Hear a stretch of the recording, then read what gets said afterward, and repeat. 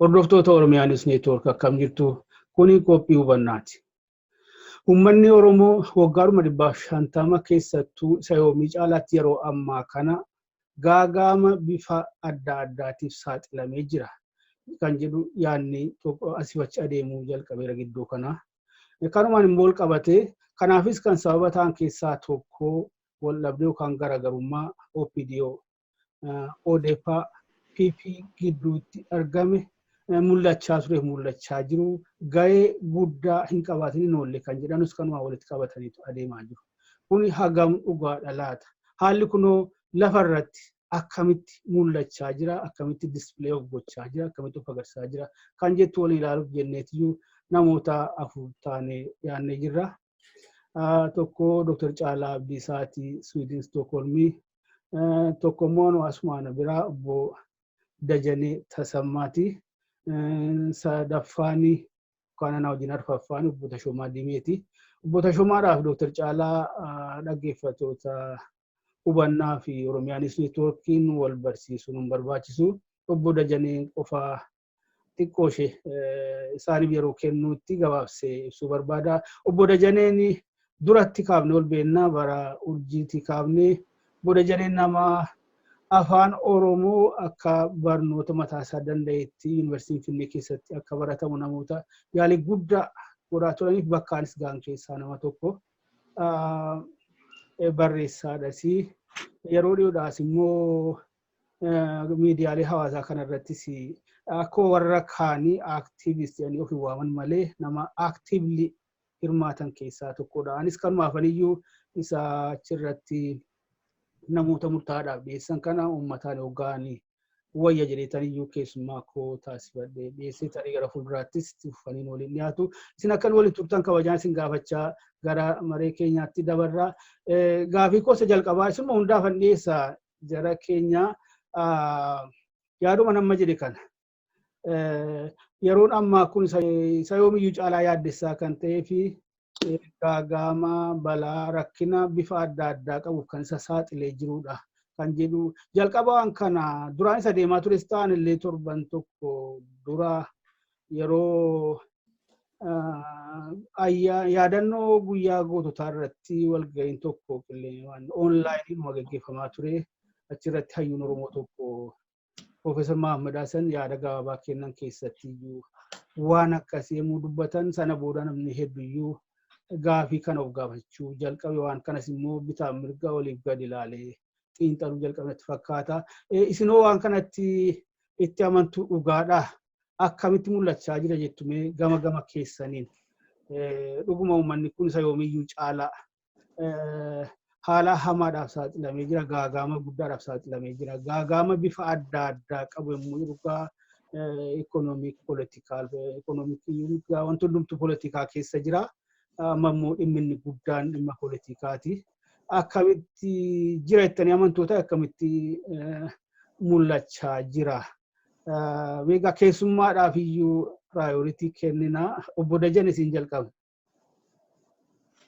Haa ta'u galatoomaadha Obbo Tasfaayee. Dhugaadha yaanni kun dhugaadha jennee fudhachuu dandeenya. Maaliifuu wanti jiru duruma dhalootuma warra OPDO kana warra boodana ODP jedhanii mul'atanii boodammoo amma gara biltiginaatti geeddaramne jedhan kana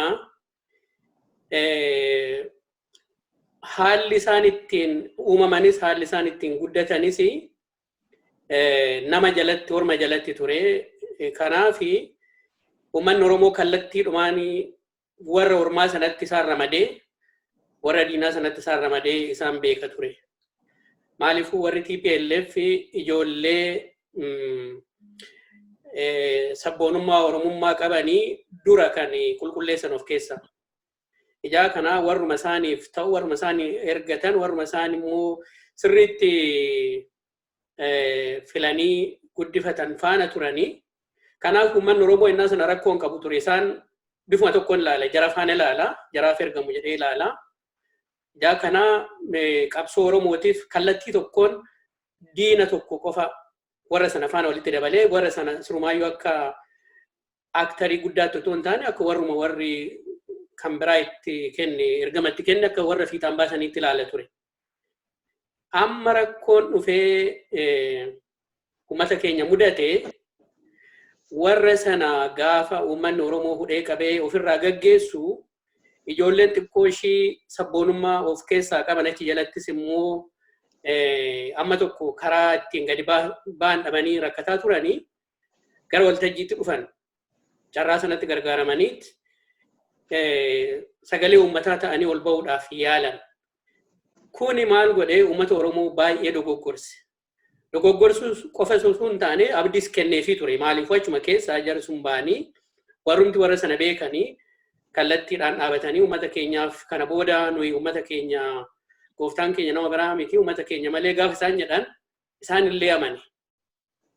Egaa gaafa kana ta'u maal ta'e qabsoon sun dhaqeetii warra sabboontota akkasii harkaa amma bahe jechuun kaayyoon uummanni keenya qabsaa'eef suni warri sun bakka tokkoon ga'u jedhamee naa yaadametti baheetii entirely ilaalcha biraa qaama qabu kan garee qabu harka gale.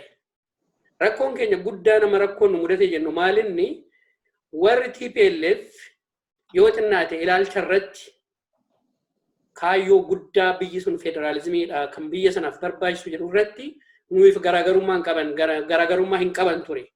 Hojii irratti mul'isu irratti isaan baay'ee giriidii ta'anii of malee jedhanii akkasumatti warra kana ukkaamsinee turre jedhan malee theoretical level discourse irratti narrative irratti balaan turre jarri sun warri TPLF balaan turre.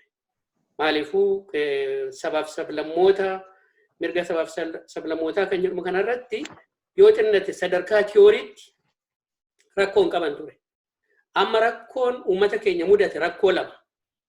Tokko entirely faallaa hawwii fi qabsoo uummanni keenya amma yoona achiif godhuuf keessa ture kan faallaa ta'e ilaalcha qaama ilaalcha qabutu amma aangoo qabate.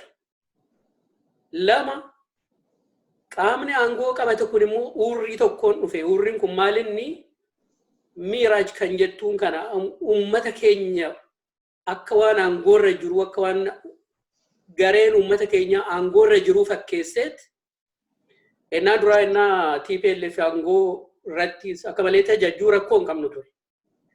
Warri kun dhufee baatilfiildii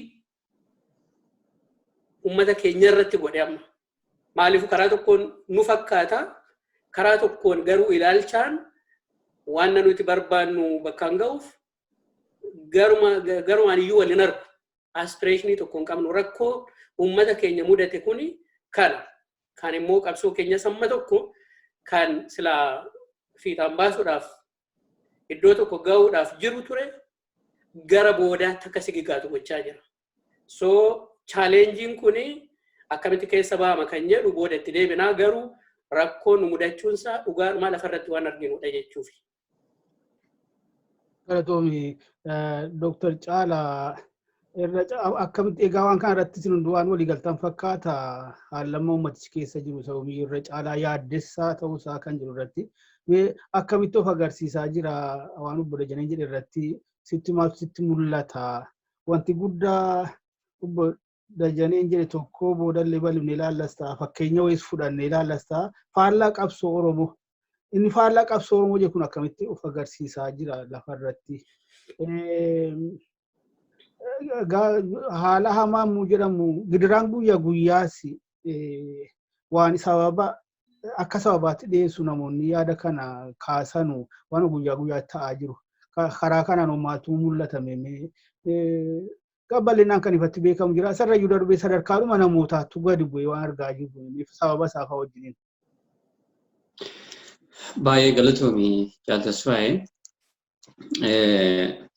dhugaa keedha akka dubbiin kun balaa ta'ee fi faallaa qabsoo Oromoo akka inni ta'e hunduu argaa jira walitti himuu nuun feesisu.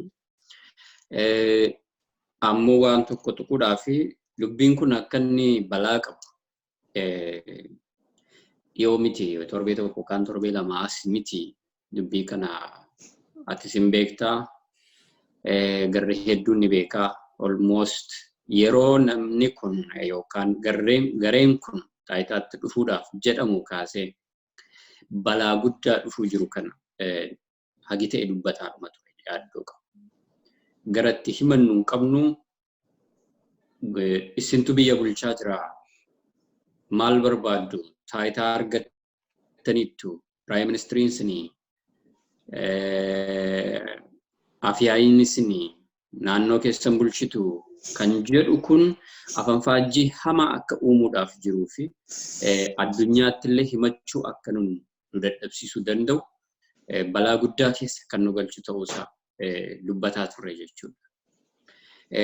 Haa ta'u malee amma faallaa qabsoo Oromoodha isa jedhu kana faallaarrallee darbee wanti kun sii galee faallaa jennee himachuun jecha madaalu ta'uu dhabaa jira jechuudha. Maaliif har'a yoo dhaabanne ilaallee har'a sadarkaa nuni amma irra jirru kun waa lamarra jirra jechuudha. Qarqara boollaarra jirra jechuudha. Qarqara boollaa yeroon si jedhu yookaan kallattii qabsoo Oromoon barbaadutti deebi'uudhaaf gatii guddaa baasuu sadarkaa nu gaafaturra jirra.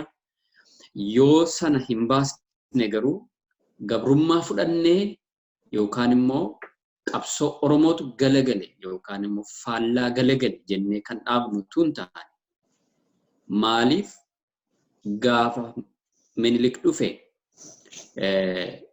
tufaamunaan falme maaliif Oromoon gulallee irratti dhume maaliif Oromoon calanqoo irratti dhume maaliif Oromoon aanolee irratti dhume maaliif bara dargii dhumne maaliif bosona keessatti dhumne maaluma taaneetu nagaadhaan nuni sammuun keenya maaf bara wayyaanee ijoolleen keenyaaf dubartiin keenya ulfi dhumte maaf ijoolleen keenya mana hidhaatti miilirraa dhume kanallee deebisuu dandeenyaadha kisaaraadha malee kun amma qabsoon fiixaan ba'uu dhabu utuu hin taane kisaaraa kana akka dhalaat namaattii fi akka sabaatti baachuu sammuu danda'u qabnaadha.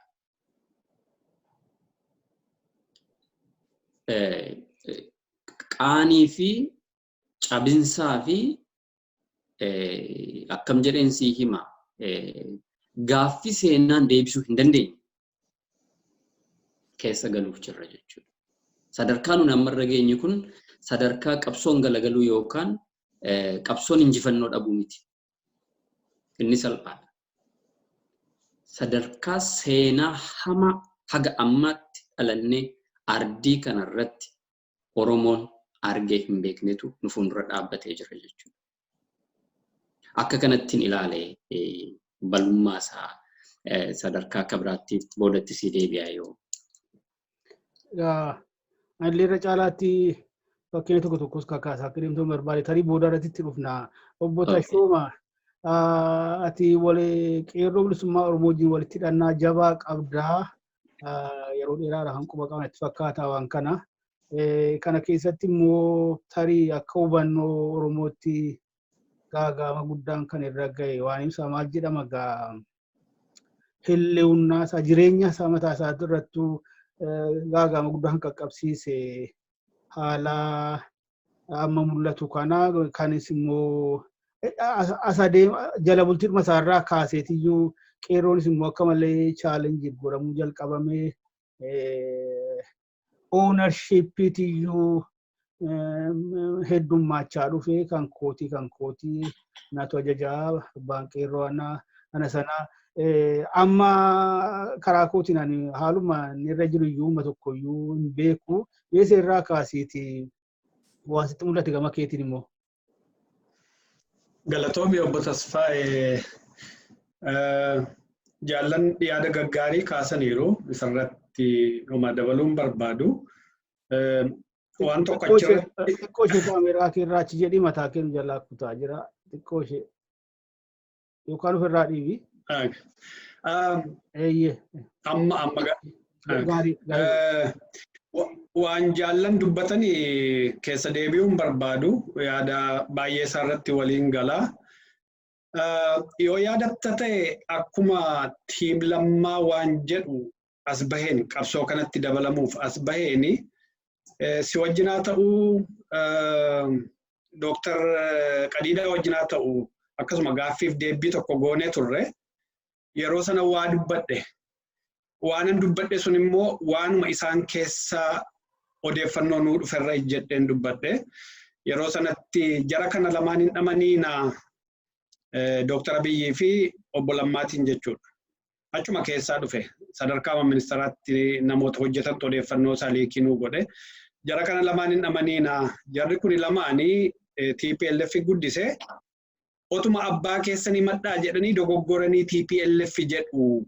Kanaaf hin dhamaniina qabsooma sana itti finiinsaatii itti fufaa waan jedhu nuu kennanii isa sanaan dubbadhennaani namoota baay'een natti duule jaroonni suni amma baay'een isaanii dhiifuma wal gaafanneeyyuu waliin deemaa jirra. Maal siin jechuu barbaadeeni sabboontotatu as bahee sabboontotatu qabsootti dabalame isa jedhu sanatu badaanaan liqimsamunaaf. Sababa isaa tokko lamaan sii kaa'uudhaa fi Obbo Lammaa Magarsaa sadarkaa adda addaarra hojjetaa ture TPLF wajjiniini. Hanga komishinii poolisii Oromiyaa ta'ee hojjetutti yeroo gaaga'amni guddaan barattoonni baay'een uummanni Oromoo hedduun mana hidhaatti galanii mana hidhaa keessatti qaamaa hir'achuun miidhamni guddaan irra ga'e poolisootuma inni ajajutu jara kana mana hidhaatti guuraa ture. Dooktar Abiyyi sadarkaan hojjetaa ture amma kaasuu hin barbaadu isa wama tokko sii tuquudhaa fi isanni deddeebisee dubbatee dhaabni adda bilisummaa Oromoolee deebii laate yeroo Jaallaggasaa Wagii irratti duulli godhame Jaallaggasaa Wagii baraaruudhaa fi waan godhe tokko dubbate garuu odeeffannoo nu yeroo sanatti qabnu kallattiitiin quunnamtii waan qabnuu fi Jaallaggasaa karaa argatan dhabanii karaa rukuchiisan dhabaniiti odeeffannoo bilbilaan yoo Jaallaggasaatti bilbilame bilbila sanaan tiraak godhanii rukuchuudhaaf itti gargaaramuuf akka wanta sana hojjetamedha kan nuti sana qabnu. Isa sanallee akka ofiin hojjetetti waan dubbatuuf namoonni sabboontota as bahe isa jedhu ofitti fudhataa dhufe garuu jarri kun sabboonummaa keessaa hin qabane. Qabsoo Oromoo finiinee galma ga'uudhaaf deeme kan kolaasee fashalse jara kana. Qabsoo Oromoo wareegama guddaan itti kaffalame sadarkaa duratti abashoonni Oromoo cabsan irratti kan deebisee jara kana. Waa tokko sii tuquudhaaf TPLF by the way biyyi isaanii biyya qonnaatiin misoomu waan hin taaneefi agricultural based industrialization jedhee mallas sagantaan waggaa shaniif karoora waggaa shanii baase. Biyya sana akkamitti economically of dandeessee booda biyya mataashee yoo dandeesse taate industiriitiin oomishtee biyyoota gara biraatti gurgurtee jiraachuu dandeessi. Isa jedhu dhahan inni lafa kaa'e. Isa sana gochuuf immoo iyyuu uummata Oromoo dararuu warra economical benefit inni barbaadu sana tuqu. No, qabeenya keenya saamamuu hin qabu warra jedhu target godhe akka inni rukutu godhe. Sun jechuun maallaqa Oromiyaa, qabeenya Oromiyaa, diinagdee Oromiyaa saamuuf jecha namoota isa sana dura dhaabbate rukutaa ture. Malee TPLF dhugaa dubbachuudhaaf eenyummaa Oromoo, maalummaa Oromoo, afaan Oromoo, aadaa Oromoo balleessuu irratti xiyyeeffatee hin hojjenne. Sana kan balleessee hojjechaa ture Abashaan. Amma garatti deebi'aa jirru gara isa afaan Oromoo dubbachuun qaanii, aadaa Oromoo exercise gochuun qaanii, waama Oromoo dubbachuun qaanii irrayyuu immoo darbee gadaantummaa akkatti ilaalamutti sadarkaa deebinutti isa gahaa jirutu dhufaa jira jechuudha. Kanatti dabalee waa'ee qeerroo waanatti naa kaaste qabsoo kana qeerroo bilisummaa Oromooti kan finiinse ijaarsi isaa akkamitti eessaanii karaa kam bahee odeeffannoo karaa kam leenjii karaa kam isa jedhu asirratti kaasuu hin barbaadu. Garuu qeerroo bilisummaa Oromootu finiinsee qabsoo kana sadarkaa kanaan ga'e. Qeerroo bilisummaa Oromoo qabsoo kana yoggaa finiinsu alaas keessaas deeggarsi tumsi godhamaa ture. Kallattii caasaa beekuutiinis osoo hin beekinis odeeffannoon dhufee aktiivistoota hanga tokko fuudhee ofitti dabale qabsoo kanatti. Aktiivistoonni kun booda iddatti dabalamanii booda qabsoo kana nagaggeessaa ana tosiin baasee ana tochiin baase sadarkaa jedhutti isa gahame dhufe. Inni sun immoo iyyuu diinni obbo Lammaa Mafaa dabalatee Dr. Abiy faa dabalatee qeerroo isa jedhu kana keessa harka gashatanii karaa foolleetiin karaa qeerroo Oromiyaa jedhuutiin akka harka keessa gashatanii qeerroo isa jiru sana cabsuu irratti sadarkaa hojjetame jira. Dhugaa sitti muudhaaf kan baay'ee si gaddisiisu caasaan qeerroo inni dura ture suni gam tokkoon yeroo dhaabni biyya galee waan of baasaniif qeerroon dhoksaatiin hojjetaa ture suni warri baramanii jiru. Warri dhoksaatiin ammayyuu jiran immoo iyyuu caasaa jiru keessaan galanii sadarkaa adamsanii mana hidhaatti guuru otoo nam tokkoyyuu hin beekin dhabamsiisu sadarkaa sanarratti qeerroon kabajaan bakki kennamee fi qabsoo kana gaggeessee wareegama kaffale jijjiirama keessatti bakka argachuu qabu turanii amma adamsamanii ajjeefamuu hidhamuu bakki buuteen isaanii dhabamuu irra jiru. Egaa isa sana akka jirutti ta'ee qabsoo wareegamni itti kaffalamee asiin gahamee qarumatti hafaa jira miti. Isa kana boodarraa wanta dubbatamuu qabu duwwaa waan tokko irraa sii kaasaa wanti baay'een isaa ammayyuu icciitiidha waan ta'eef ammaaf kanuma jechuun barbaada. Galatoon. Gaariidha.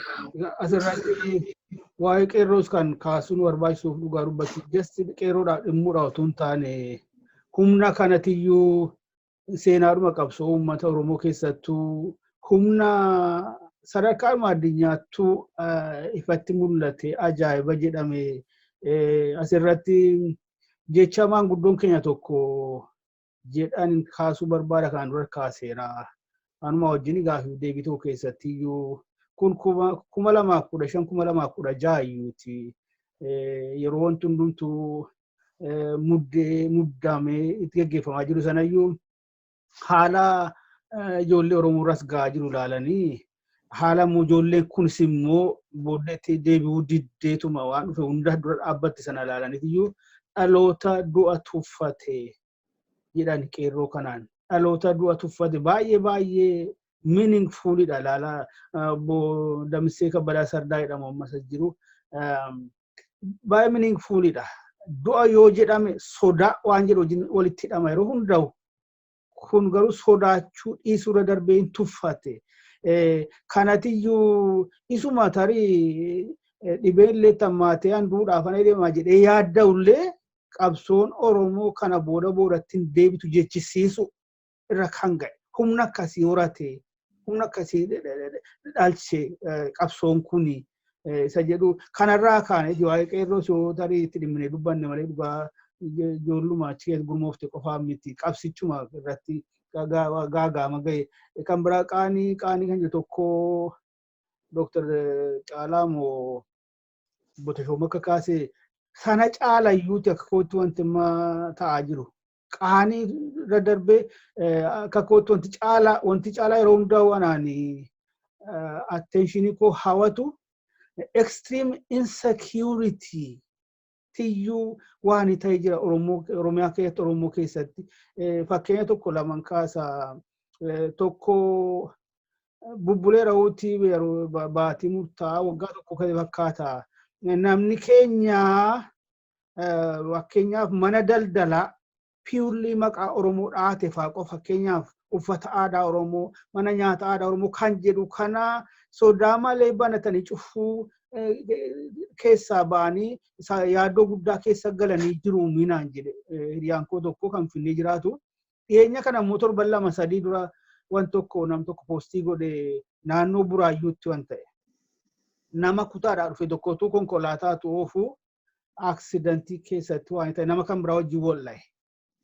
Yeroo wal'aa'uyyuu bu'anii gaa kun seeruma isaatii walaa sobsiisuu akkamitti solva godhanu kan jirratti dubbatanu maaloo jedhanii Oromtichi waan ati gaafatti hundan godha waan ati feete hundan godha maaloo poolisii iwaamnu kana qofa irratti tolenaa jedhee gaafata. Namni sun saba gara biraati. Hin beeku haala Oromoon keessa jiru hin beekunni waan namicha kana keessa cincin galleef. Naani maal akkamitti taatu poolisiin hin waamamin jedhee didee otuma iyyuu isaan waliif falmu poolisiin achi as ba'u ofitti waamanii otuma namtichi sun ijaajjuutiyyuu isatti waa tokko tun jedhanii aayidii isaa qofa laalanii waa tokko jedhanii isa Oromtichaa aayidii isaa laalanii yommuu Oromoo ta'uu baranu keessaa'uu naannoo kamikka dhufe yommuu baranu achumatti dirree irratti itti bu'anii kana laagaa laama kanatiyyuu manaa ba'uu faa yaaddessaa jira Oromoo yoon bahe dhangalaa qabamee hidhama ora jafamee darbama isa kana dhimmi guddaan isa kana kun immoo jireenya guyyaa guyyaadhaatti dhiibbaa godha naggaadeetu jira kan bakka irraa bakkatti deddeebi'u dhimma adda addaatiif iyyuu manaa ba'ama kun waa'eedha isa kanatu xiqqoo yaaddessaadha kan biraa kan isin irratti walii galtanii faallaa qabsoo Oromoo sana anammoo sana caalaattu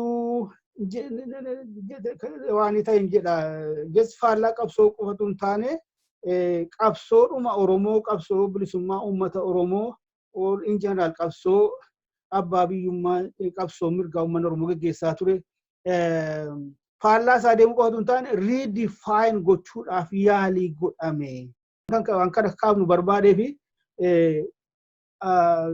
qabsoo uummata Oromoo walumaa galatti redefine gochuuf yaaluun kun maaliyyuu caalaa diina humnoomse kana fudhataniitiyyuu walii durumaayyuu seenaa qabsoo Oromoo kanas daddabsanii gaaffiilee uummata Oromoo fakkeenyaaf akka abbaa biyyummaa sawaa'ee aadaa ofii gabbifachuu sawaan akka afaanii isayyuu nuti ukkaamamneetiyyuu gabroomnee bitamaa ture isa dhusanuu isanii kunoon waliinoo bitaa turtanii kana keessatti immoo seenaa namoota tokko kaasanii dubbachuu kana caalaas immoo waan hamaa dhageenyira jara keenya uummanni Oromoo biyyuma irra jiru kanayyuu humnaa weeraree qabate obbo Taayee danda'a jire kana kunis jira kanafaa fudhatanii warri diinni qabsoo uummata Oromoo akka malee humnoomanii amma waan fedhan ta'aa gochaa jiru ishee jettuudha asirratti maal jettu kunoo sirriidha moo sirrii miti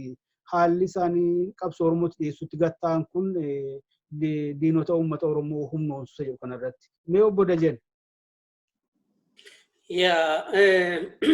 gaariidha dhugaa dubbachuudhaa fi egaa sadarkaadhuma ilaalcha adda addaa qabna haala immoo itti hubannoo adda addaas qabna exposure adda addaas qabna kanaafi ennaa jarri kun dhufanii aangootti warri OPDO kana keessa afaan tolfatanii as ba'an kana ana dabalatee namni baay'een jarri kun waa'ee fidu dhuguma geeddarama kana iddoo tokko fiixaan baasuu kan jedhu to be honest with you anillee akkas yaadeerannaa sana maaliifu namoota baay'ees mooksaniiru namoota baay'ee sappoortii baay'ees argataniiru maali asumaannaa Abiy Ahimedii fi Lammaa Magarsaa waliin gara North America dhufanii Ameerikaa innaa dhufanii magaalaa sadiitti uummanni baay'ee isaan simate uummata Amaaraa qofa miti uummanni Oromoos baay'ee simate kan keenya jedhee ilmaan abbaa gadaa jedhee baay'ee simate so urriin suni nama baay'ee dogoggorseera warra akkasitti baanii akkuma amma nama nutti argisiiftee kanatti in the open dubbachuu baannullee kuni qabsoon keenya amma tokko fiixaan ba'a kan jedhu abdii akkasii uumee ture. Kan amma jette kanarratti redefine gochuu miti restore gochuudha empire Ethiopia ishii bututte empire ishii failed attempt waggaa meeqa kanarratti hojjetame projecti fail godhee warri clueless ta'an kun yookaan clueless jechuu konnaan jedhu warri yookaan confused dha leadership nama angorra jiru kuni yookaan clueless karaarratti godhan qabsoo Oromoo quban qaban ilmaan Oromoo qaqqaaliiwwan hammamii akkamii akkati darbite quban qaban warri sun warra eenyu keessa turan qananii keessa warra turani Abbooma mitikuu fi Magarsaa barii Mercedes dhaabaniiti kan qabsoo Oromootiif eenyu ta'an. Abbooma Magarsaa barii bulchaa Baalee ture. Jeneraal Taaddasaa Birruu kaasuu dandeessa. Kananii guddaa keessa turan. Eenyumiyyuu ilmaan Oromoo qaqqaaliiwwan kun ennaa koozii kanaaf wareegaman ennaa koozii kanaaf qabsaa'anii Cream of Africa namoota akka Baarootumsaa fudhadhu. Jarri kuni maalinni wanti isaan darbaniif wanti isaan qabsaa'aniif isaan ofii isaaniitiif waa dhabaniiti kan jedhu warra kana seenaa Oromoo quban qaban. Jarri amma gareen aangoorra jiru kuni seenaa Oromoo quban qaban karaa irratti goran. Kan biraa immoo piroojeektii waggaa meeqa bututee dadhabe kana deebisanii fiduudhaaf ennaa dhama'an na gaddisiisu. Maaliif waan fiixaan baanii hojjeta. Ani sirumaayyuu wanti natti tolu as baanii in the open. Otuun dhoksiin akkasumatti qabsoo Oromoo kana yookaan koozii Oromoo kana humnaan ukkaamsina jedhanii gadi ba'uun isaanii anaaf natti tola. Maaliifuu warra akkasitti humnaan ukkaamsina jedhee duratti dargiin meeshaa guddaa qaba ture, waraana guddaa qaba ture, humna guddaa qaba ture. Akkuma ideoloojiitti illee addunyaan walakkaadhaa ol sirna sana hordofa ture. Hin dhaamsine naashinaalizimii. Naashinaalizimiin homaa waan biraa miti koozii uummataa deebisuudha. Gaafa sana deebiste wanti uummanni si loluuf hin jiru. Empire Itoophiyaa Oromoo kana ormoomsitee uummata ishii walakkaadhaa ol kana adda gootee ala gootee piroojeektii kana fiixaan hin baaftu.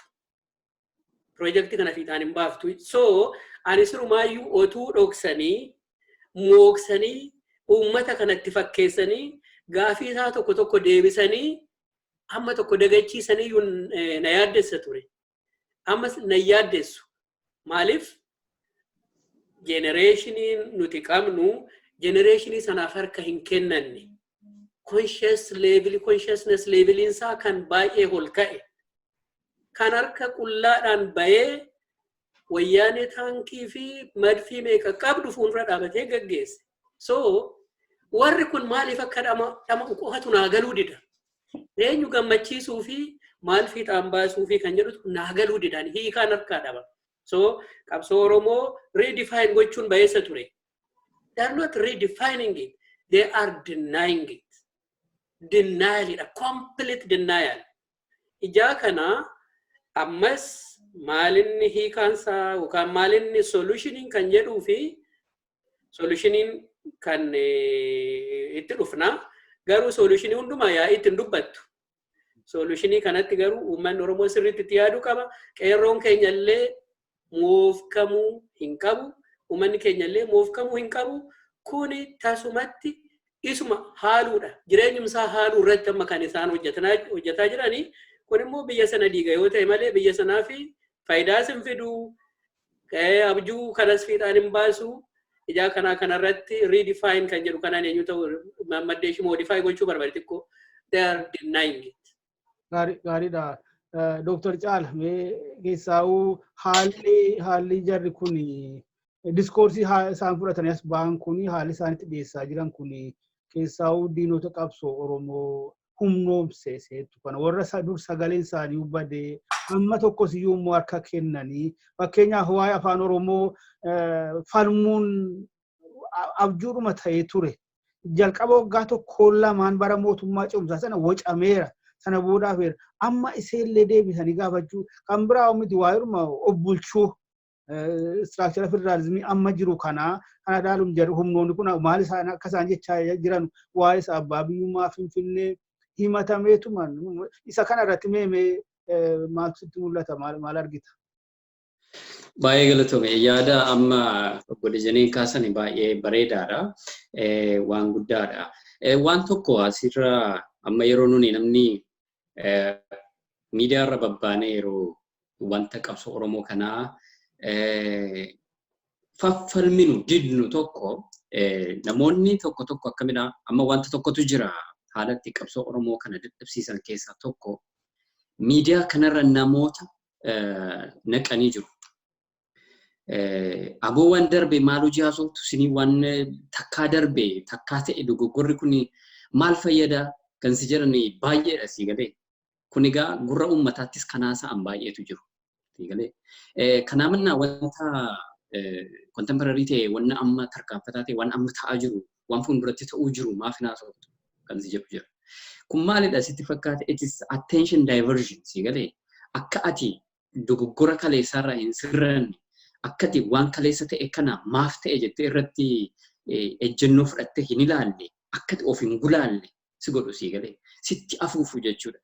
Maal jechuu barbaade amma dubbii Obbo Dajanee tuqanii generationiin keenya salphaa miti isa jedhu tokko ni tuquu barbaada dhumarratti tun sana biran ga'iin immoo wantoota tuttuquun qaba. Dubbiin kuni fakkeenya example hanuma koo nama tokko nama baay'ee simpliidha professional koo ogummaa fayyada. Garuu ijoollummaa koo kaaseen qabsoo Oromoo beeka. Si galee maaliif once you are born in Oromia definitely you are born in a political school done. Waan qabsoo Oromoo dhaafati mana barumsaa siyaasaa dhaquun sirraan eegamu. Oromiyaa keessatti dhalachuun gahaadha jechuudha. Kanaaf maaltu ta'a gaafa gara biyya alaa kanatti ba'u 2016 wanta adeemaa jiru hundisaa jechuudha. Qabsoo itti uummanni irratti dhumaa jiru wajjin faallaa. Kana akkamittiin ijaaranii jiru ta'ee gaafa ni ilaalu tokkoffaa uummata ijaarsa akka inni hin godhanne jaarmiyaa jala akka inni hin ijaarramne ijaarsi jabaan biyya alaa kanatti ijaaramee uummata guutummaa guutuutti tokko lamaan dha'eetu nama dhuunfaa jala gashe jechuudha. Inni jalqabaa uummatni akka qeerroodhuma kanallee silama Tashoomaan kaasee ture. Qeerrooma kana rukuttaan yeroo sana qeerroo irratti gaggeeffame waan salphaa hin ture. Addi bilisummaa Oromoo qeerroo anatu hundeesse illee miidiyaadhaan takkaa jedhennaan hololli guddaan irratti ka'e jechuudha. Qeerroon burjaajii guddaa keessa akka inni galu godha jechuudha. Qeerroon eenyu akka isa hoogganu akka wallaaluuf egaa inni caasaa qabuuf inni of beeku of dhoksee deemsa isaa deema. Qeerroon garuu deemee warra ijaarame qofan ture jechuudha. Qeerroon haga maanguddootti ga'e jechuudha. Inni guddaa maal jechuu barbaadeen rukuttaa jabaan uummanni Oromoo institutional akka hin taane institutionalized ta'e akka hin sochoone gocha godhame kanarratti OPDO'n gahee guddaa karaa diaasporaa taphate jechuudha tokko. Itti aansuudhaan namoonni atamma jettu kuni sabboontota jettu kuni asoofa sadan utaalanii ka'an.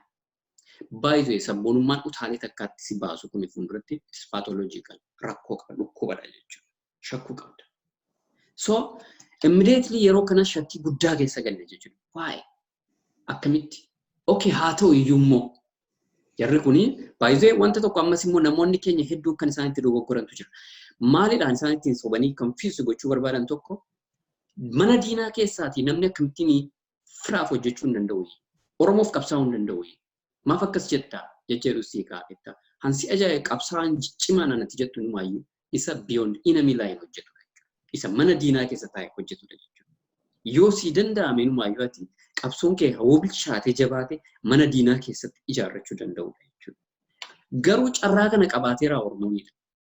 Kuni waggaa 30 ol nu fixaa jira. Kanaaf yeroo ati kanas qeeqxu dubbii kana namoota sirkaa rukutantu jiru jechuudha. Sirkaa dha'u jechuudha. Nuni achi keessaa mana diinaa keessaa namni tuukee Oromoof dhaabbate Oromoo ta'ee mana diinaa keessa isa jiru haa turuuti diinumayyuu dhiigni isaa Oromoo kan hin taane maaf Tigree hin taane maaf Amaara hin taane Oromoon haqa waan qabuuf haqa Oromoodhaaf akka dhaabbatuuf ni godhachuun takkumaa yakka hin qabu jechuudha. Kan akka ati kana jibbituutti kan dhaadheessanii kaasanii fi akka ati kan afaan guuttee dubbattee jara kana mormine kan sirukutantu qacaramu jechuudha. Kuni waan hamaa tokkodha jechuudha. Kanatti aansuudhaan waan asii kaasuu barbaadu gaafa Abiyyi filamuu fedhamu ONN dhumaan gaaffii wayii tokko goonee ture. Balaatu jira inni sodaan. Lafatti himannu hin qabnu kana booda. Si galee? Abbaa itti himannu hin qabnu qabsoo keenyatu balaa godhataa inni maaliif amma waa hunda siintu balaa adeemsa guddaa keessa dabarreef. 2017 irratti political confusion fi political opportunism dha kan jedhuuni biyya Sweden kanatti qophii ta'e irratti anumti illee dhiyeessini bal'isnee mari'ata. Political opportunism hamaan ka'e biyya alaa kana keessa kan taayitaa barbaadu kan faayidaa barbaadu akka malee qabsaa of godhee sabboonaa of godhee qabsoo kana anumti qabata jedhee deemuutti kan ta'u ka'e. Achi immoo confusionii guddaa kan uumamu kun dhalate jechuudha. Dubbiin kun kaayyoo Oromoo dhabamsiisuuf akka ta'e ifa ture jechuudha. Haalli kun egaa deemaa dhufeetu gaafa hiriira baanu maaliifin si jedha sitti fakkaata. Namoonni kun akka isaan diina ta'an anatitti bartu. Alaaf keessaa walitti dhufame Oro Amaaraa kan jedhamu tokkotu ijaarame. Oro Amaaraa. Historical enemy kan jiraachuu Oromoo jibbu. Hansi ajaa'ibu TPLF wajjin lolli Qomoo Amaaraa warra ta'anii warroota political party Amaaraa ta'anii maal akka ta'e beektaa? Lola addaa hin qaban. Lolli isaan qaban Oromoo fi haganumayyuu karaan akkamittiin itti agarsiisame. Akkamittiin TPLF federeeshinii makkanallee jira jedhee lafa kaa'e. Akkamittumaanii Oromoo namni jedhamu afaanuma isaa dubbate. Akkamatti kana diinummaan TPLF fi Amaaraa diinummaa waloo hin turre. Maaliif sabaaf sablammiidhaaf siigalee mirga qabda kan jiru TPLF tolatti nuu laate. Garuu isaan isuma kanayyuu erga adda bilisummaa Oromoo biyyaa baase erga qodaaf jala kaa'e maalumaaf kana hin daamacne balleessine kan jiru ture. Namoonni keenya garuu maal godhan Oromoo Amaaraa jenneetu TPLF lollaanu jedhan. So inni guddaan iddoo itti diinni keenya ka'e edda Dr. Abiyyi taayitaa qabatee miti. Oromoo Amaaraa jedhamaniitu aktivistoonni qaxaramaniitu nurratti kaasanii jechuudha. Kanammoo maaliifin sii jedhaa as Sweden Stockholm irratti yeroo ta'e hiriira kaa'an ba'an. Hiriira gaafa baanu namoota Oromootu waame. Gaafa baanu Itoophiyaa jedhanii nu waaman. Okee jennee alaabaa keenya qabanneedhaan. Gaafa dhannu laansi ajaa'ibu. Alaabaan Minilik guutee dhufee nu liqimse. Oromoonni nu waaman kun alaabaa Oromoo hin qabatani. Harka qullaa dhufu. Miseensa adda bilisummaa Oromoo kan ta'e qofatu alaabaa Oromoo qabanneedha. Gaafa dhannu alaabaan Minilik guuteera. Gaafa dhannu sloogaaniin illee kan dubbatamu Amaariffaan qofatu. Kan dubbatamu achikoo haadha ulfatu Oromootatu dure. Garuu asiitii Itoophiyaa jedhameetu waan Itoophiyaa qofaan sloogaaniin dubbatamee xalayaan barraa'ee mootummaa Swiidinii fi paarlaamantii Swiidiniif gale jechuudha. Sana booda lola guddaa namootni walitti dhiyaan wajjin wal lolle. Akkamitti kun ta'a? Takka ture gaafa kun ta'u Abiyyi gaafa qabate jedhamu magaalaa kanatti celebration gaggeeffame Stockholm keessatti. Madda mareedhamee halkan tokkotti ani namoota dhaqaniitu suuraa kaasanii maal jedhaniitti maniitu agarre. Shaamaan bitamee maaltu ta'e alaabaa Minilik qofaan magaalli Stockholm guute jechuudha. So suuraa sana fudhadheetanii August keessa akkaataa itti qabsoon keenya jalqabe ijoolleen qeerroon akkaataa kaffiyaaloo miilirraa citeedha sireen baatteetu alaabaa qabatteetu ijoollee hiriira baate. Dhumarratti qabsoon keenya kan inni goolame Stockholm walakkaa irratti gaafa dura baanu suuraa kaffiyaaloo fa qabannee baaneetu dhumarra gaafa goolabamu alaabaa Minilikii guutummaa suuraa lamaaniin agarsiise. Kanaan jalqabnee kanaan xumurree. Gaafa jedhu galma keessaa namoonni walgahii sana presentation ture. Presentation sana irra deebi'ee akka inni qopheessu na godhani waggaa tokko booda. Political opportunism and confusion sana. Gaafan suuraa kanaan xumuru qophii sana jeequmsi ka'e galma keessa. Isinii Oromoo bilisoomuun barbaaddanii. Isinii shaneen akka taayitaa qabattu barbaaddanii. Isin kanaaf Oromoo irratti lola bantanii jirtu amma jedhee tokko ka'ee jeequmsi ka'ee Oromoo tadhabar kan wallalaa hir'u. Kun maal jechuu barbaadeni hamaadha jechuudha dubbiin kun. Maal tuquu barbaadeen sitti fakkaatee dubbiin kun kala baay'ee dhufeetu amma Obbo Dajanee kan jedhan irratti generation keenya dhuguma jabaadha. Conscious level keenya jabaadha. Garuu waan tokko dagachuu hin qabu.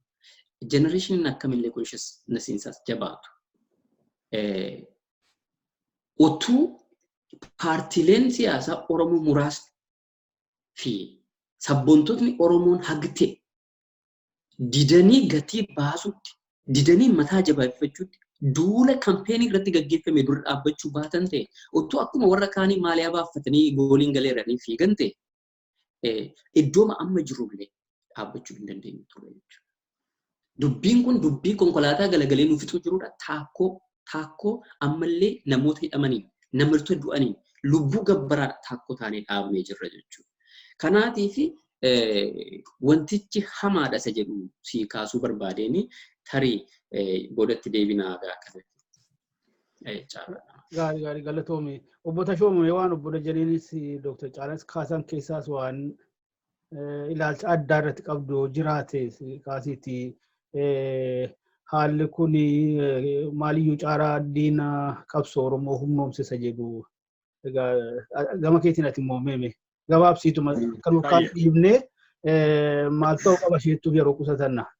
Baay'ee gaarii baay'ee isaa kaasaniiru waan baay'ee waan kaasuun qabu waan amma deemu duwwaa waan yeroo dhiyootii asitti deemaa jiru tokko see tokkoon barbaada. Liyyuu Haayilii jedhee Oromiyaan marsaa baay'ee eebbisa. Jarreen eebbifaman kana jala buunee hordofaa turre. Baay'ee kan si ajaa'ibu baay'een isaanii heddumminaan keessumaati eebbifamanii lixa wallaggaa wallagguma arfan Gujii Booranatti warri ramadamanii afaan Oromoo kan danda'anii garuu sanyummaatiin gara biraa akka ta'e 100% dhaga'ameera. Isaan immoo maayinni kan isaan assaayimentiin kennameefi torbee sadan kana kan murtaa'e jechuudha. Keessoo isaaniitti kan murteessani warri PP. Sabboontota cimoo warra jettanii karaarraa maksaa. Inni dhiinaa karaarraa maksaa. Haala mijataa yoggaa argamu karaarraa maksaa. Jedhamee assaayimentiin kenname. Warra kaan warra bebbeekamoo warra uummata biratti dhageettii qaban immoo iyyuu fuuldura uummataatti reebaa. Eesiidhaa, sheekiidhaa, paastariidhaa, maaliidhaa, barsiisaa yuunivarsiitii maali fuuldura uummataatti reebaa. Kaayyoo lama galmaan nuu ga'a. Tokko namicha sana akka inni sabboonummaa isaa of keessatti cabsu gochuu inni guddaan garuu namoota isa sana wajjin namoota sabboontota kana wajjin hordofani. Gaggeessitoota amantaa warra hordofani warra faana jiranii haamilee cabsa fuuldura isaaniitti nama kana yoggaa salphisnu isayyuu kana godhani nuu maal godhu isa jedhuutiin haamilee cabsa kan jedhu karoorfataniitti deemaa turani. Bakka baay'eetti gochaa turanii fakkeenyuma tokkoon si fudhadha. Gaafa eebila 17 duraan dursa Naqqamte keessatti waan raawwatame. Nama lamatu militarii lamatu rasaasaan du'eedha. Utuma wal qabatanii deemanii rasaasaan du'e. Abbaa rukuteet hin beekamu battaluma du'anii. Naannoo sa'aatii tokkotti akka biyyaatti hin siima. Naannoo sa'aatii tokkotti 7 PM jechuudha akka lakkoofsa biyya kanaatti. Boombiitu bakka buufata isaaniitti darbatameedhani. Naannoo boordii jedhamudha bakki suni Naqqamtee jiraadheera achis hojjetaan ture waan ta'eef nan beeka. Dr. Caalaanis hin beeka, Obbo Tasfaayeenis, Obbo Dajanee hin beeku, isaa hin beeku. Naannoo boordiitti darbatame boombiin kuni. Barsiisonni yuunivarsiitii Wallaggaa manatti galanii manuma isaanii jiru. Sababa koronaaf namni gadi hin ba'u. Kan boordiitii jalqabanii irraa olee sana bahanii haayiskuulii darbaniiti. Gara kondominiyeemiin ijaarameeru jira. Haayiskuulii dabartee gara keessaatti kan fudhatu naannoo sana ijoollee barsiisota Wallaggaa yuunivarsiitiitu jira. Halkan sa'aatii 10 PM'tti hiriyoota koo warra wajjiniin naannoo sana kan koosmanni hiriyoota koo warra wajjin barsiisu halkan manatti cabsaniiti ijoolleen kun ijoollee yuunivarsiitii keessatti jaallatamu barattoonni kan jaallatanii hojjettoonni kan jaallatanidha. Tokko PhD barata PhD isaa barana xumuraa sababa koronaatiifidha biyya galeeraa Habtaamuu Toleeraa jedhama. Inni tokko PhD isaa fixee program director University Wallaggaati Darajjeennaw Dr. Darajjeennaw jedhama. Warri kaan immoo birmannaa dhaqanii Dr. Dirribaa Dhibbaa jedhama. Dr. Habtaamuu kanatti seenu dhaqanii. Seenaniitii manatti reebu. Naannoo sana hattuu waan gamsiistee fi yoo hattuun mana reebde walii birmannaadhanii bilbila walii kaa'aniiru. Habtaamuun banuu didennaanii dallaa cabsanii seenanii. Seenanii mana reeban ennaanii eenyudhaa ennaan dhunuu dhabanii jedhuuni. Hin bane. Gaafa banuu shiftaatas keessa jira jedhuuni lakkisaa shiftaan hin jiru jedhee walumaan dubbatanii walii galu. Isaa booda aayeen shiftaan kana keessa jira odeeffannoo qabnaa seennee sakattaanannaan seenaa jedhaani. Isa diida dhaabanii haadha manaa wajjin ol seenanii koriidarii marra ga'anii ol deebi'anii shugguxii qabda shugguxii fidee jedhani. Mucaa barataa miindaa yuunivarsiitiitiin shugguxii bituu miti qallaba ijoollee bituun tulfaateerudha shugguxii fidee jedhani. Naan meeshaan shugguxii jedhamu maqaan beeka malee hin qabu. Sakatta'uu dandeessu. Mana kireeffattee jirtan naan kaartaa pilaanii isinitti argisiisan nan ijaarradhee naan achumatti qabalii tumanii jechuudha. Caccabsanii warra birmannaa dhaqanii caccabsanii achiiti yoggaa bahan immoo warra garasiin jiran paastoroonni jiru. Paastoroota gadi baasanii tumaniiti biraa deemani. Jarri kun afaan Oromoo dubbatu garuu afaanuma Oromoo isaaniiyyuu shakkaa turree afaan Oromoo qulqulluun dubbatanii jedhani. Warra sana gadi gadhiisanii jiru jarri. Warra sana amma uummata Oromoo kan miidhaa jiru kan ajjeesaa jiru. Waa'ee nama tokko kaastee turte otoo tuqiin hin darbu. Nama kana wajjiniin appaartamentii tokko keessa jiraataa turre. Inni kudha sadaffaarra jiraataa, ni ja'affaarra jiraataa ture. Wajjuma jiraannaa yeroo baay'ee wal agarra. Waan inni dura hojjetaa ture tokko isaa hordofaan ture. Namichi kuni amma nama Oromootu sababanni Oromummaa isaatiin ari'anii maali ijaa jedhuuf kana dubbachuu barbaade malee personally nama maqaa dhahee dubbachuun barbaadu. Daqiiqaa tokko naa kennitu barbaada. Namni kuni dura ministeera haajaa alaa biyya sanaa keessa hojjetaa ture biyya keessatti. Achi dippiloomatii olaanaa ta'eeti mootummaa sanaaf ramadamee Niiwoorkitti ramadamee hojjetaa ture. Niiwoork irratti gaafa yeroo hojiinsaa dhumu biyyatti deebi'i jennaan biyyatti hin deebi'u jedhee Niiwoork irraa gara Minisootaa deemee barumsa isaa barataa ture. Safara Oromoon jiru gaaf tokko mul'atee hin beeku. Koominiitii Oromoo bira dhaqee hin beeku. Duuti Oromoo Owwaasha dhaqee hin beeku. Cidha Oromoo bira dhaqee hin beeku. Barumsa isaa barataa ture. Barumsa isaa barataa tureeti 2014 gara DC kana dhufe. Gara DC kana dhufe Oromoo Center kan jedhamu jira. Oromoo Koominiitiif Oromoo Centeriin adda addaa Oromoo Center kan jedhamu jira. Oromoo Centerii beezimentii isaa keessatti ijoollee akkaataa itti biizineesii hojjettan isin barsiisa dheeti dargaggoota walitti qabaa ture.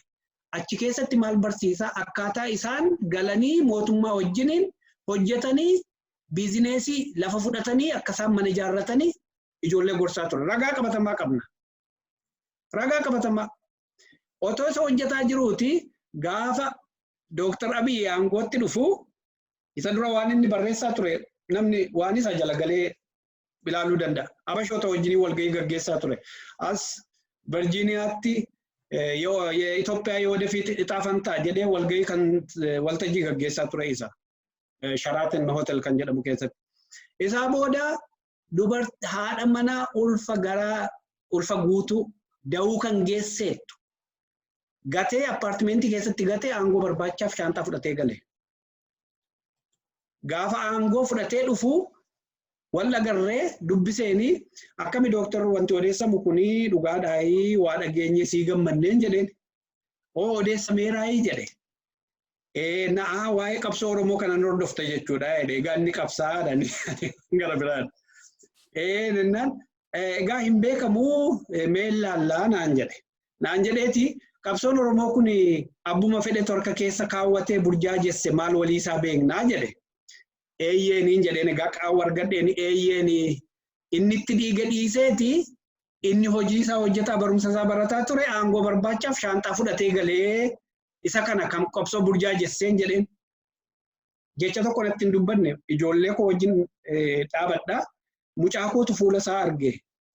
Daadii maalittiin jettee namicha kanaatiini fuulli isaa baay'ee jijjiiramee naan jedhe dhugaa Waaqayyoon sitti hima. Nama kanatu qabsaa Oromooti jedhanii tarkarra qabaa jiru amma. Warra akkasiiti warri qabsoo burjaajesse. Aangoo barbaacha haati manaasaa inni biyyaatii dhufe aangoo argatee dhufe ji'a tonga hin deesse.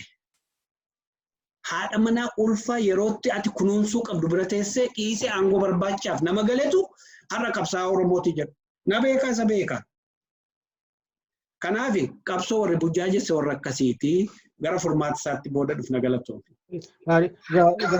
Maaltu fala taasee jettu gaggabaabsineetuma ilaalla kan kaan dheerannettis waan gaggaaftan keessatti waa'ee keessaa hawaasni biyyaan diasporaan akka malee gaaga'amuusaa diigamuusaa miidhaa qaqqabe keessaa akka fakkeenya tokkotti kaaftaniitu. Kunis ilaalcha keessa galee asittis maal ta'uu qaba isheettu irratti kanatti nu dabaleeti Obbo Dajanee gama keetiin egaa waan ta'uu qabu walumaa gala generaalii kan ta'e tokko tokkoon kaafnee ilaaluun dheerachuu danda'a. Waanuma jeneraal taate gaggabaabsiiti. Galatoomii Obbo Tasfaayee maalitti natti mul'ata? Rethinking wanti jedhamu jira. Deebistee ilaaluu reconfigure gochuu yookaan immoo akkamitti karaa kufee fi karaa fashalaa'ee karaa dadhabee karaa gara kufaatiitti nu geessirraa akkamitti deebinee haala haaraadhaan haala addaatiin dhimma keenya ilaalla kan jedhu itti yaaduu barbaachisa. Karaa kanaaf reconfigure gochuudha.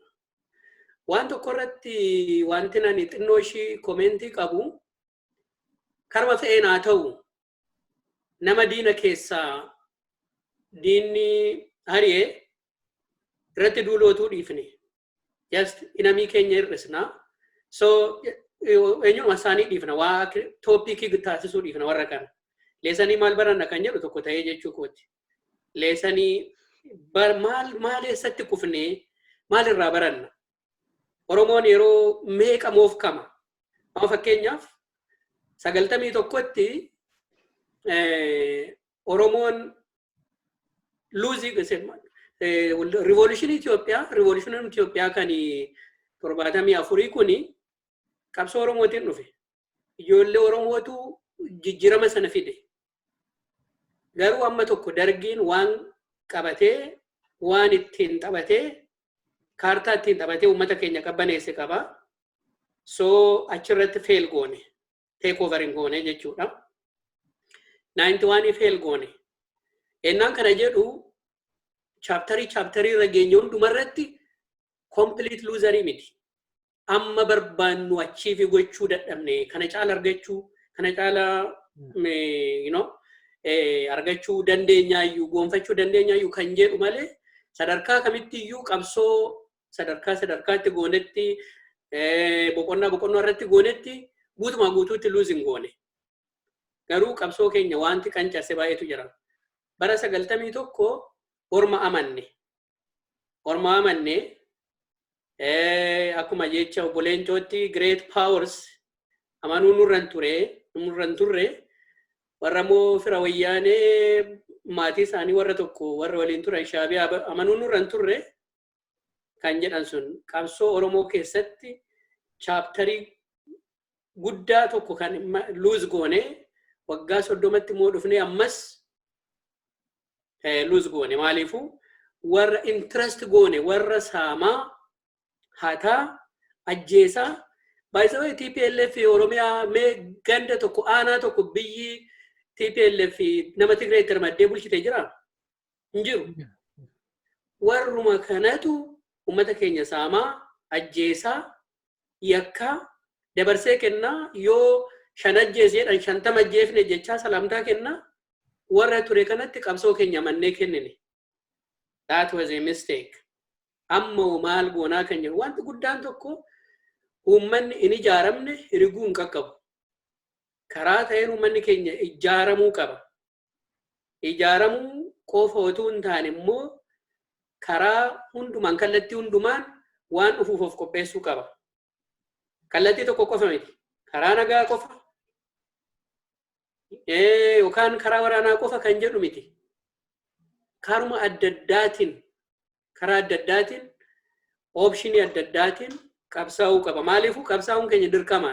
Kun akkuma silaan jedhe wannoo irratti fundamentaalii garaagarummaan TPLF fi qabsaa'onni Oromoo qabanii garaagarummaa ideoloojii hin turre. Jarri sun giriidii taatee uummata keenya ukkaamsitee guutumaa guutuutti ukkaamsitee akkuma silaa waayiloonni kiyya kaasanii Tigraay misoomsina Oromoo kana Oromiyaa kana Saawuzii kana akka jirutti qabannee kan jedhuun giriidii ta'anii yookaan doqna ta'aniiti ofiifillee yeroo malee kufan malee sadarkaa eenyurratti kooziin keenya irratti tokko haa ta'uu baatu malee waan waliin sheergoonu jira. Kun mee guutumaa guutuutti afaan Oromoo nuti kan eenyuta afaan Oromootiin amma OPDO afaan Oromootiin walgahii gaggeeffataa jirtu by the way I don't know call them whatever OPDO jedhini biltiginnaa jedhini maal jedhini PP jedhini yoo xinnate sanallee akkuma waan guddaatti ilaaluu baannullee walgahii gaggeeffatan afaan Oromootiin gaggeeffatu ture. Amma walgahii sanallee afaan Oromootiin gaggeeffatan waan achiifi gooneyyuu nurkaa baasaa jiru. Yaa kana qabsoon keenya dirqama jechuudha. Eenyumtuu moofkamuu kan hin qabne ijoollee nama maqaa adda addaatiin isin sooromsinaa isin badhaanaa hin badhaatuu maal taatu biizinasiitti galtuu jedhanii ijoollee mooksan kuni moofkamuu hin qabani. Maaliifuu ormi akaafaadhaan fudhatee maankaadhaan siiqichuu hin qabu kan kee irratti waa xixiqqoodhaan moofkamuu hin qabani. Ijaa kana gaafiin Oromoo inni bu'uuraa deebi'uu qaba kan jedhu irratti waliigaluu barbaachisa tokko. Kan biraa dhaabbileen karaa adda addaatiin maqaa Oromootiin jiran kuni waa tokko irratti waliigaluu qabu. Waan bu'uuraa uummanni Oromoo maal barbaada? Tokko, lama, sadii, afur iddoo garaagarummaa hin qabne kanarratti negotiating goonuu kan jedhan irratti waliigaluu qaba. Yoollee tokko ta'uu dadhaban jechuu kooti. Yoo tokko ta'uu dadhaban otoo akka kooti tokko ta'u. Maaliifuu amma qabsoo guddaatu nu eeggata. Ijaa kanaafiyyuu haala adda addaatiin bittimuun isaan hin barbaachisu. Uummanni keenya kallattii addaaniyyuu kallattii hundaaniyyuu qabsoodhaaf of qopheessuu qaba. Ijaa kana riiting gochuu qabnaa, ijaaramuu qabnaa kan jedhu eenyu ta'uun barbaada, emphasize gochuun barbaada. Warra kaaniif immoo dhaamsan dabarsu maaliif dhama'uudhaan vaayolensiidhaan militariidhaan waraanni TPLFs ta'e waraanni dargii gara 500,000 ture. Uummata kana waraanaan ukkaamsiteetuma gaafii isaa kan akkasumatti gadi qabdeetuma bituu dandeessaa viizhinii maaltu fiixaan baa kan jedhu otuu dhama'uu baatanii yoo uummata sana gara complete civil war gara disintegration empire sanaatti yoo deemuu barbaadani suni optionii tokko. Kanarraa kanaaf akkasitti karaan kun isin hin deemsisu karaa kanarraa deebi'aa kan jedhu dhaamuufiin barbaada gabaabumatti kana kan kun. Gaariidha baay'ee galatoomii Dr. Caalaatti gabaabsiituma waan ta'uu qabu irratti waan wasitti mul'ate. Ani waan amma Obbo Dajaneen jedhan irratti badaa waan dabaluu qabu. Waa tokko garuu tarii jedhee ananii maaliif akka ta'e hin beeku an highly sensitive waan ta'eef pointii kanarratti akka sabaatti wanta tokko Oromoon baasii yookaan sacrifice yookaan wareegama baasuudhaan eenyu gaduu ta'e tun taana ol baasaa jira. Garuu Oromoofis waan tokko dhaama. Inni dhaamu tokko tarii sammuu keenya keessa akka Oromootti rakkoo jiruuti of ilaaluu qabna. Innis maalidha? Ofitti amanummaa gantuutti amanurra galtuutti amanurra ofitti amanu tokko. Inni lammataan dubbii gantuuf galtuu keessumsiisuu kana, dhoksuu kana, jajjabeessuu kana, lakkisaa dhiisaa maal hin dogoggoree kana amala kanaa keessaatti saba biraarraa baruu qaba. Saba ollaasaa jiran kanarraa baruu qaba. Aadaa gaarii kabiraarraas baruu qaba. Siigalee warma noorzii kanarraa Tigreerraa baruu qaba. Amaarumarraa iyyuu taanaan baruu qaba. Gantuun iddoo hin qabdu achi keessatti. Maaliif Oromiyaa keessatti? Kana of ilaaluu qaban jedha. Kana yoo sirreeffate salphaadha. Haga ammaattis kan dhamaa hunda keenya bilaasha godhe gantuuf galtuudha. Isa kana iddoo dhawwatee jennaan Oromoon namni fuuldura isaa dhaabbatu hin jiru. Kana keessaa of sirreessuu danda'a taana gaarii kanuma naama. Galtuu carraa dhorkachuu seetu kana gochuudhaaf hooyyuu humna isaa qabaare amma Oromoon jirus gaafii guddaa ta'a. Maaliif waa hunda caalaa iyyuu immoo ammas gaaga'ama guddaa ifatti mul'an invisible ta'e garuu miidhaa guddaa qabsiisaa jiru iyyuu immoo tokkummaa Oromoo diiguudha. Itti gattaamees jira. Tarii burqaa dheerataadhaa jara kana ukaafne waan kana jara keenya waanuma humni ammaa gurra jiru kun itti gattaa jiru keessaa tokko Oromoo addaan diiguudha. Namtichi Dr. Lamuus jedhamu tokko torban tokko dura waan barreesse argitan ta'e hin beeku. Manni jireenyaa artistoota Oromootti kennamuudhaan wal qabsiise. maqaa isaanii hunda sarareetiyyuu kana keessa mee kam islaamni isa kan mee ilaalaa jedhe.